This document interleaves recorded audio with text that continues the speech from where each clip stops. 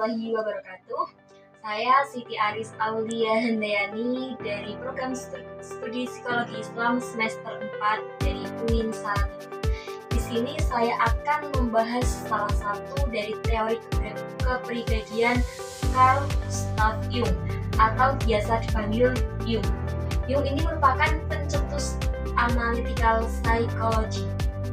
Nah, tokoh tersebut mengatakan bahwa untuk memahami kepribadian, seseorang perlu memahami pikiran sadar dan pikiran bawah sadar. Tokoh tersebut juga mengatakan bahwa kepribadian seseorang didominasi oleh pikiran bawah sadar. Langsung saja kita bicara ke biografi dari Carl Gustav Jung sendiri.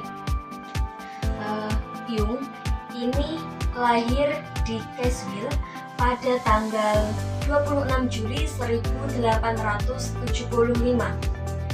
Jung ini merupakan anak dari seorang pendeta yang mana dia lahir dari keluarga yang sangat religius. Ibunya juga merupakan putri dari seorang teolog, yang mana kakek Jung ini itu bahkan sampai menyimpan sebuah kursi kosong untuk berbicara dengan arwah istri pertama kakeknya. Banyak orang mengatakan awalnya Jung ini merupakan murid dari Sigmund Freud. Bahkan Jung ini awalnya itu digadang-gadang untuk menjadi penerus teori dari Sigmund Freud. Namun di tengah perjalanan keduanya mengalami perbedaan pandangan sehingga Jung ini memisahkan dari teorinya Freud dan mengembangkan teorinya sendiri, yaitu psikologi analitis atau analytical psychology.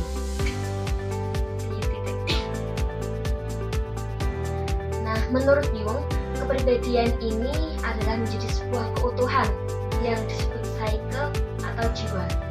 Dan menurut Jung, konsep dari kepribadian itu ada 3. Yang pertama yaitu ada conscious atau kesadaran. Kalau digambarkan,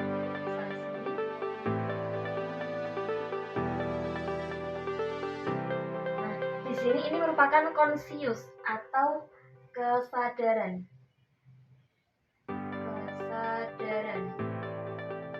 Dan menurut Jung, kalau berbicara tentang ketidaksadaran atau unconscious, ini dibagi menjadi 2. Ada personal unconscious dan collective unconscious. Atau yang pertama itu ada ketidaksadaran personal dan ketidaksadaran kolektif. Ketidaksadaran personal dan ketidaksadaran kolektif.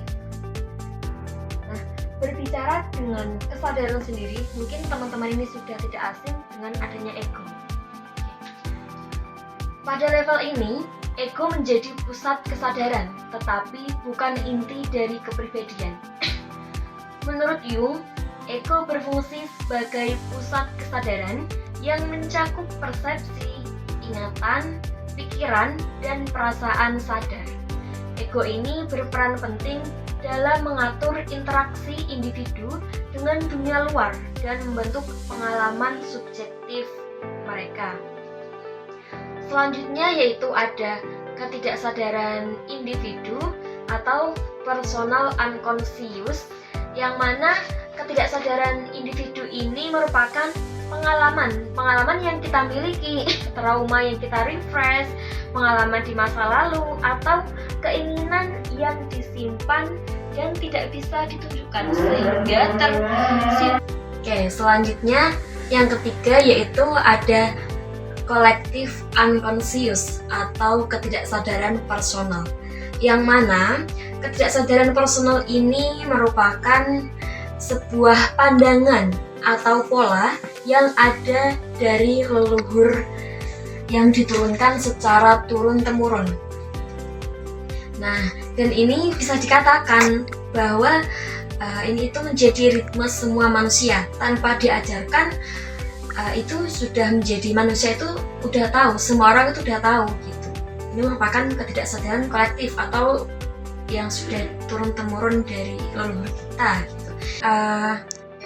Yang mana archetype ini terdiri dari ada persona. Nah, yang mana persona ini merupakan sisi yang ditampakkan oleh manusia atau individu, itu namanya persona, sisi baik yang ingin ditampilkan individu tersebut. Selanjutnya ada shadow. Nah, kalau shadow dalam artian secara bahasa sendiri ini artinya bayangan atau sisi gelap manusia yang disembunyikan, ini namanya shadow. Dan juga ada anima. Nah, anima sendiri ini merupakan sisi feminin dari diri laki-laki. Jadi laki-laki tidak hanya memiliki sisi maskulin, tetapi juga memiliki sisi feminin. Selanjutnya ada animus atau sisi maskulin dari diri wanita. Nah, selain itu juga ada the great mother, the wise old man, dan juga hero.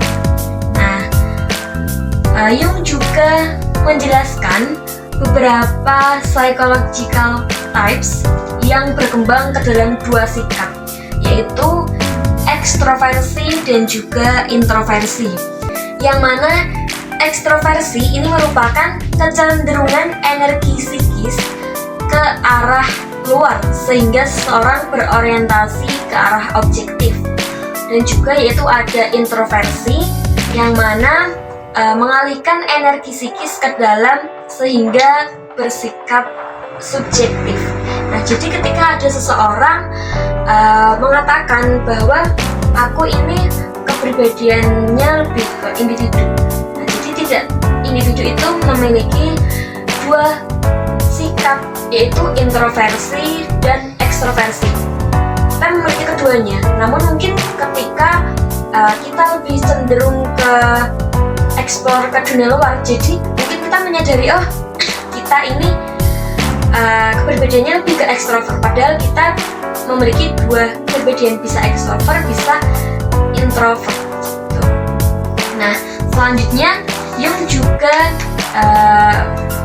mengatakan adanya 4 fungsi yang terpisah, yaitu adanya thinking, feeling, sensing, dan juga intuitive. Yang mana 4 dasar inilah yang menjadi dasar adanya alat tes MBTI. Mungkin dari teman-teman semua sudah tidak asing lagi dengan adanya tes MBTI, yang adanya INGF atau apa dan lain sebagainya. Nah, mungkin itu sekian dari penjelasan saya tentang analytical psychology, teori dari Carl Gustav Jung. Sekian, terima kasih. Semoga video ini bermanfaat. Wassalamualaikum warahmatullahi wabarakatuh.